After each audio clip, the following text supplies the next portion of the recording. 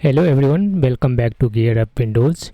If you care about your online privacy and security while browsing the internet, then this video is for you. In this video, I will show you how to enable Secure DNS in Google Chrome on Windows 11 or Windows 10. Secure DNS helps protect your browsing activity by encrypting your DNS requests.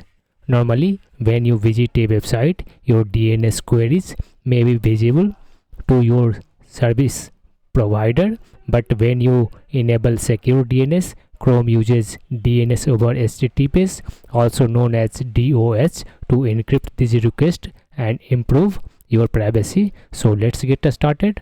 First, open Chrome browser. After that, click on triple dot menu on the top right corner, and in the drop down menu, select Settings. Then click Privacy and Security in the left sidebar. On the right, click on Security. Now scroll down to the bottom, and here you will find Use Secure DNS. Just turn it on.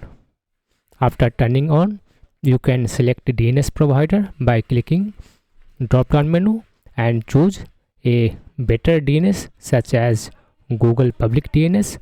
That's all about this video. Thanks for watching. Bye.